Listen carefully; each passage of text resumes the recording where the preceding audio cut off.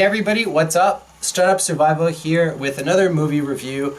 As long as you guys keep watching them, I'm going to keep making them. This time we're going to be talking about The Edge, the film from 1997, a survival story with Anthony Hopkins and Alec Baldwin. I saw this movie in the theater actually, back in the day. 1997, I was still in high school. And that is back when movies cost a reasonable amount of money, $6.50 instead of $12 or whatever it is now. It's hard to believe that was 17 years ago. I was 14 at the time. I'm 31 now. Time really does fly. And, we're going to blink and we're going to be old people. So take advantage of your life while you still got the time and the energy. Anyways, this film was, it's one of my favorite movies even before I got into survival. At the time, I remember being very impressed by the fact that it was filmed in Canada. Little did I know about Hollywood North, aka Vancouver at that time, but this movie was filmed entirely in Alberta in British Columbia in Canada. And if you look at the scenery in the movie, it's absolutely majestic and beautiful. And I've actually been to places like that now, like valleys, mountains, high mountain lakes. The scenery, the topography in Western Canada and Western United States as well is absolutely spectacular. And that's definitely one of the high points of this movie. But how does this movie apply to survival, you might ask? Well, I'll try to offer like a brief synopsis here. Like it's basically about, some characters that are vacationing more or less like in, sort of a wild area. They decide to go to an even more remote area to try to find a person. And their plane crashes along the way.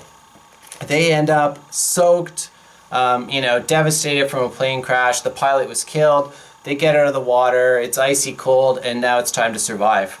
That's pretty much it. But I mean, like the things they deal with are obviously hypothermia, being in a northern climate, being wet, being cold, starvation. How do you get food? That's a question I ask myself a lot. And also they get chased by a bear. And for all those people who are afraid of bears, this movie probably won't do much to help that, but it sure will entertain you along the way. So let's talk about some of the more interesting survival-related parts of the movie, as I see them anyways. So number one, psychology.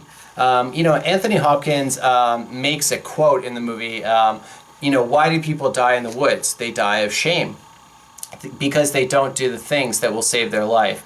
And I think that's absolutely true. Cody Lundin says that survival is, a large part of that is psychology, and I absolutely believe that. If you don't have the survival mindset, you're pretty much screwed no matter what gear you have with you. So that's the most important thing. I've read that it's important if you're lost, sit down, chill out, think through your situation, think about what the best thing is to do next. I totally agree with that. Some of the things they do in the movie to sort of improve their mindset is they use humor, they joke around, they try to stay positive, they try to keep themselves busy by, building things like carving spears and whatnot.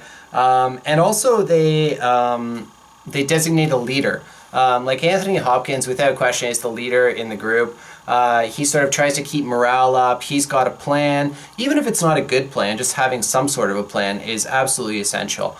You see the other members of the group. There's a guy named Steven, and then the other guy's name is Bob. Yes, Bob. And they start fighting amongst themselves. They get all like agitated. They're like crying their eyes out and stuff. And Anthony Hopkins tries to keep them on course. So psychology is absolutely important. If you don't have the will to survive, you're not going to go far. It doesn't matter what your gear is.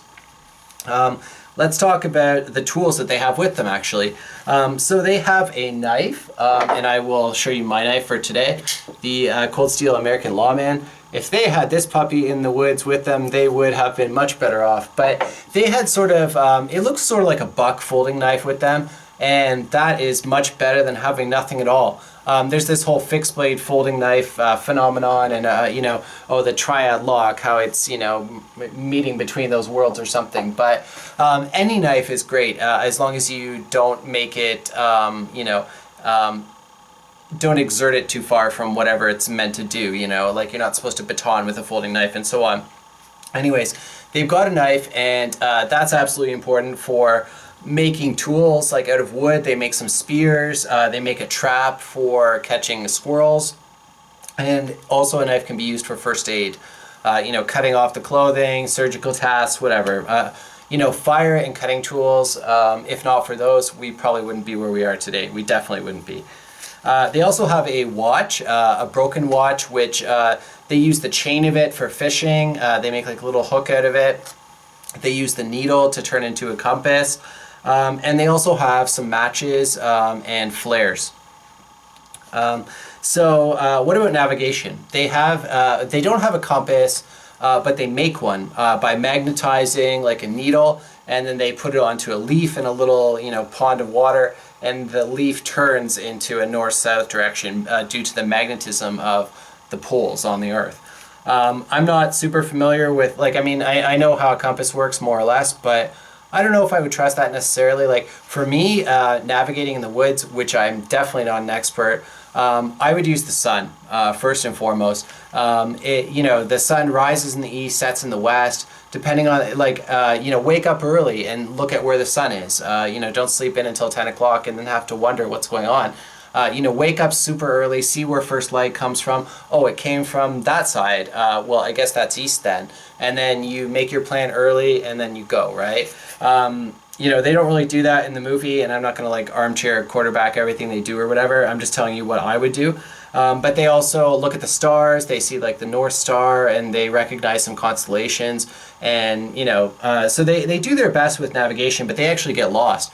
And they end up coming back to the same place that they started, which is very frustrating. It's sort of a failure in that whole improvised compass thing. But, you know, they do their best, and eventually they make their way. What about food and water?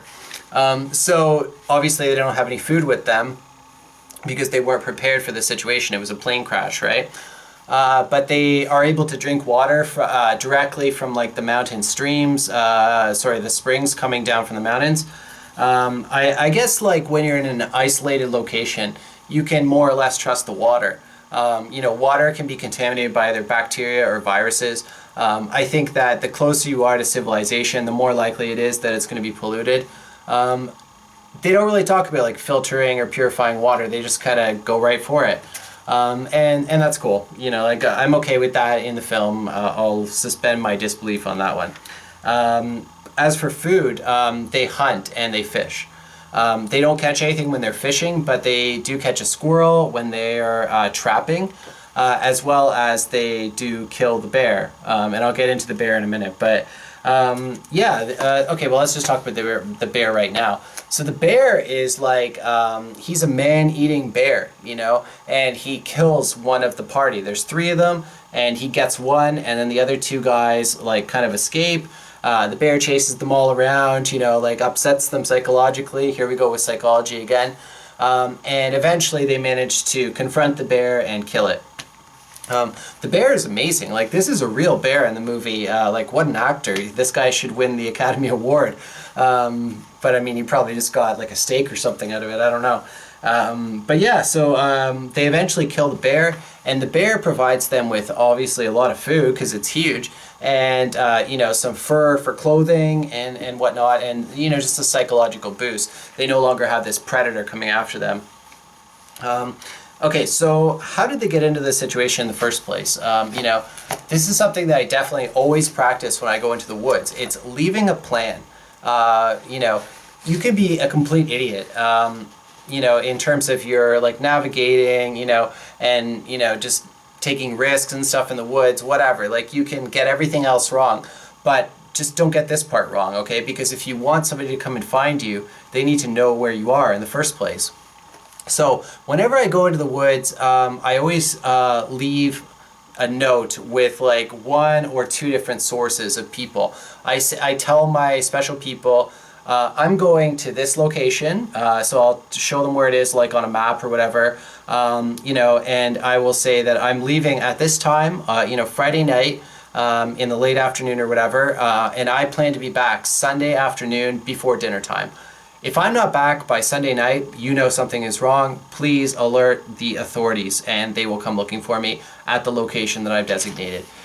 You know, the problem with what these guys did is people knew where they were going, but they got there, couldn't find the person they were looking for, and they changed course. They went like a completely different direction, and nobody knew where they were going. So, you know, I mean, the pilot in the plane probably had a radio. He could have called somebody and said, hey, we're going here now. But they didn't. The plane crashed and nobody knew where they were, right? They were looking for them in the wrong place. So that's, you know, I'm definitely not advocating that you be like risky in your outdoor, you know, sort of preparations or whatever. Obviously do everything you can to mitigate disaster. But if there's one thing that you should always do, you should always tell people where you're going and have, you know, have those people as a backup plan to come looking for you when something goes wrong, when and if. Last thing I'll talk about is fire. So of course they had the matches and the flares, okay? So when they crashed in the water, they were all like, you know, screwed up, shaking, hypothermic, wet. You know, they were trying to light the fire with the match, a single match, okay? And they had like a book of matches, but it's, you know, you're holding one match trying to get a fire started. It's like, you know, that's not going to work, right? Your fine and complex motor skills, they're screwed when you're super cold.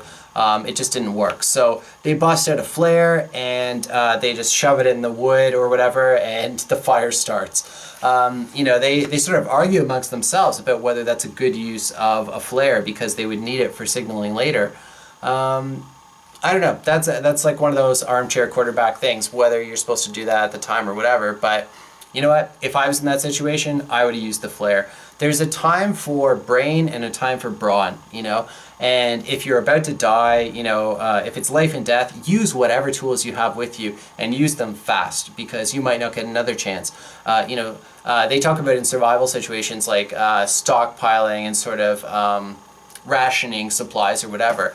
But like if you're about to die, like use whatever you have, you know, will to survive, right? Like there's this fine balance between, you know, rationing and just using what you need. It's like, I don't know, when they crashed, I think they needed the flare, so I'm glad they used it. Okay, so, you know, fire, obviously, it can be used for keeping you warm, first and foremost, cooking, which they do use it for, and also they use it for animal defense. And I've sort of seen that before, like on TV shows like Survivor Man or whatever, he talked about that.